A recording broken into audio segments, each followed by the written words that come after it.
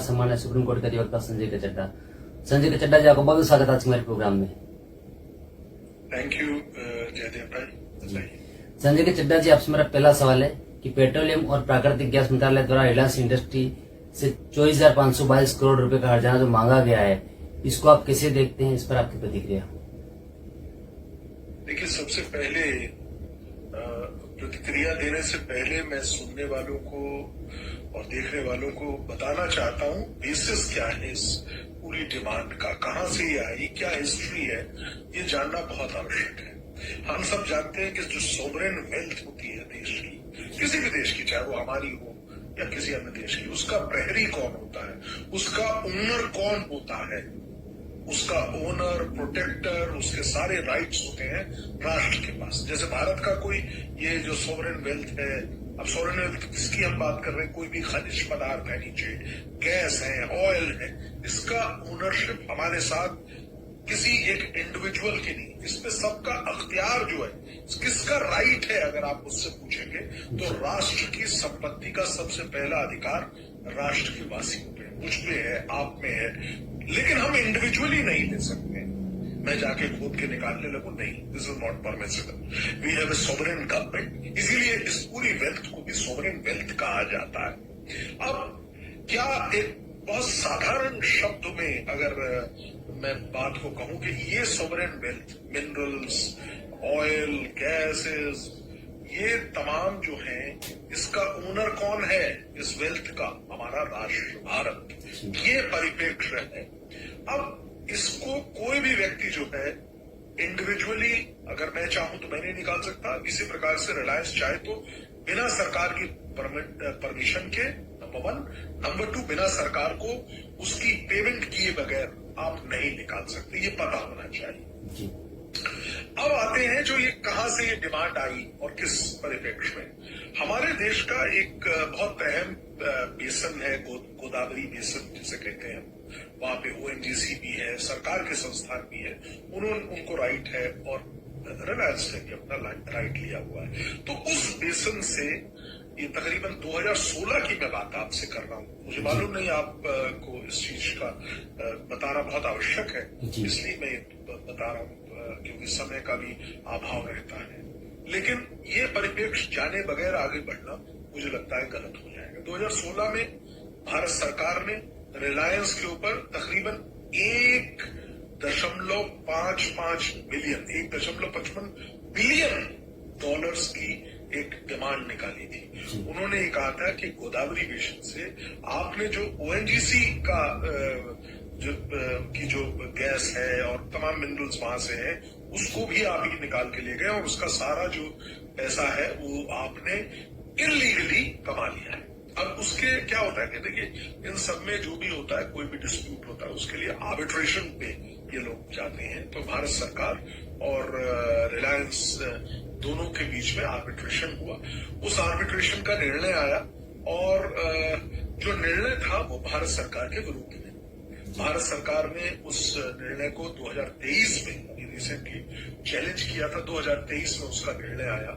Delhi high court के एक court में, एक जजीय कोर्ट में उसको चैलेंज किया गया, लेकिन सिंगल जज बेंच ने उस ऑर्डर को जो है सही पाया और उसको निरस्त करने से भारत सरकार को मना कर दिया। भारत सरकार ने इस सिंगल जज बेंच के ऑर्डर को अपील किया, डबल बेंच में हो गया और डबल बेंच में कई दिनों तक, मुझे याद है, कई दिनों तक वो मैटर काफी सामने था और काफी उसमें चला, लेकिन जो निर्णय था वो भारत सरकार के फेवर में आया। और कब आया? अभी रिसेंटली फरवरी 14 मेरे ख्याल में उस दिन इसका निर्णय आया और उसमें ये बताया गया कि जो सिंगल बेंच का जजमेंट है वो गलत है और उसको रिवर्स कर दिया गया। अर्थात कि जो डिमांड भारत सरकार की थी आज से 10 साल पहले, 9 साल पहले, 2016 में 1.5 बिलियन डॉलर्स की जो डिमांड थी वो उसको सही पाया गया। तो एक तो ये डिमांड हो गई।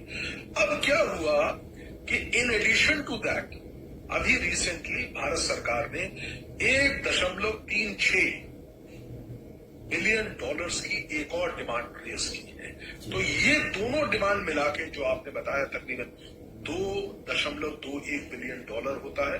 अगर हम उसको एक मल्टीप्लाई करें डॉलर्स से तो वो भारत की करेंसी में तकरीबन 25,000 करोड़ रुपए की डिमांड इस वक्त भारत सरकार की रिलायंस के समक्ष है। तो ये पृष्ठभूमि का जानना मुझे लगता है जयदेव भाई बहुत आवश्यक था, और ये इस चीज की डिमांड है। और इसमें सबसे इम्पोर्टेंट बात, जैसा कि आपने प्रश्न में पूछी थी, कि ये सोवरेन वेल्थ है। सोवरेन वेल्थ में किसका हक है, किसका अख्तियार है, कौन उसको डिमांड कर सकता है, ये हमने देखा कि कैसे, मैंने आपको बताने का प्रयास किया छोटे से। जी संजय के चड्डा जी, भारत की प्राकृतिक संप्रभु संपदा, जिसको हम सोवरेन वेल्थ के नाम से भी कहते हैं इंग्लिश की अगर बात करें तो, उसके ऋण में चूक के कारण रिलायंस इंडस्ट्री के लिए जो स्वयं को परिभाषित करना है, ये कितना चुनौतीपूर्ण होगा? देखिए, मेरे हिसाब से अगर मैं छोटा अपना लीगल एक्यूमेन जितना भी मुझे आता है उसको मैं देखूं, जैसे मैंने अपने प्रारंभिक जब मैं बात कर रहा था, मैंने बताया था आपको कि सोवरेन वेल्थ जो है, जो सोवरेन वेल्थ है, उसका प्रहरी, प्रोटेक्टर, ओनर कौन है? उसका प्रहरी, प्रोटेक्टर, ओनर जो है राष्ट्रीय सरकार है, भारत की सरकार है, यूनियन ऑफ इंडिया है वो। अच्छा, हमारे कॉन्स्टिट्यूशन की जो उस पर कानून भी बनाने का जो प्रक्रिया है, कॉन्स्टिट्यूशन की जो फर्स्ट लिस्ट है उसमें उसका पार्ट है। तो कहने का आशय बहुत सूक्ष्म यही है कि ये सॉवरेन वेल्थ है, इसको कोई नहीं ले जा सकता। ये सॉवरेन है वेल्थ है, इस पे अधिकार मात्र एक ही उसका है, वो है भारत सरकार। तो कोई भी इंडिविजुअल अगर इस तरह उसमें कोई खामी बिना किसी अधिकार के लेने का प्रयास करता है, तो वो अगर जो भारत सरकार है उसको उस पूरी राशि को अपने वापस लेने का अधिकार है।